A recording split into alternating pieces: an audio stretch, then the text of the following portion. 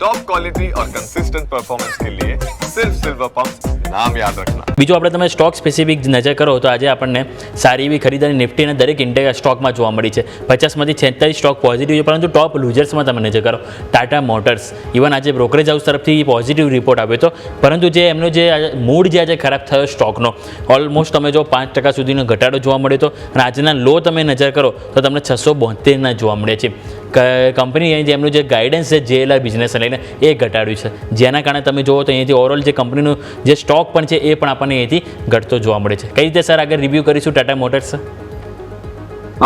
Main શું હોય છે કે જ્યારે કોઈ કંપની ઇન્ક્લુડ મીન્સ કે જે ટાટા ગ્રુપ જેવી કંપની જે માત્ર મહિનાની અંદર પોતાના ગાઈડન્સ ચેન્જ કરી નાખે એટલે થોડું માર્કેટ એને નર્વસનેસ સાથે આજે ટ્રેડ કર્યો હતો.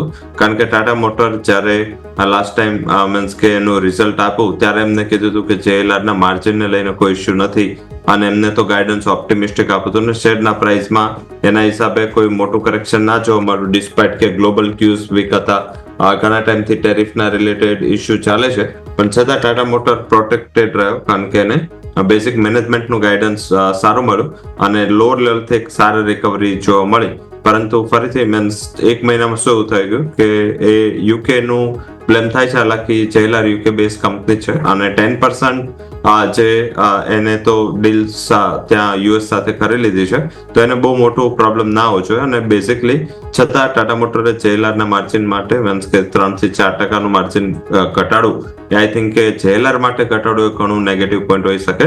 કારણ કે જો JLR નું માર્જિન 1% ઉપર કે નીચે થાય તો આખી ટાટા મોટર પ્રોફિટ કે લોસમાં જવા માટે સક્ષમ હોય છે. તો એના જગ્યાએ 3-4% જો માર્જિન જાય જે મેનેજમેન્ટે કીધું છે, જો 5-7% વચ્ચે માર્જિન રહેશે ફરીથી ટાટા મોટર સિગ્નિફિકન્ટ લોસમાં જશે. આઈ થિંક એ લઈ થોડું આજે માર્કેટ નર્વસ છે, છતાં પણ માર્કેટે થોડી મેચ્યોરિટી બતાવી છે કારણ કે મીન્સ ટાટા ગ્રુપનું ન્યૂઝ છે અને માર્કેટ છતાં પણ જો 7% આસપાસ રહે તો પણ મને એવું દેખાઈ રહ્યું છે કે તો ઓછું લોસ જશે અને જો 5% થાય તો હેવી લોસ જશે. એટલે બેઝિકલી હવે જોવાનું છે કે ટાટા મોટર ઓછા લોસમાં આ વર્ષ પસાર કરશે કે વધારે. તો બેઝિકલી આના હિસાબે મને એવું દેખાઈ રહ્યું છે કે હવે આને થોડું મીન્સ કે બાઇંગ લિસ્ટથી બહાર કાઢવું જોઈએ.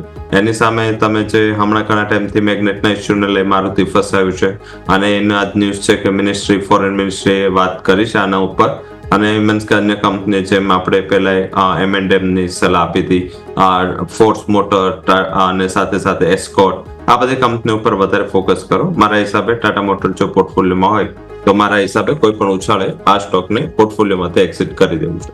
ક્લિયરલી ઉછાળે વેચવાની રણનીતિ હવે અહીંયાથી ખાસ ટાટા મોટર્સ માટે બનતી જોવા મળી રહી છે, નજર રાખવાની રહેશે.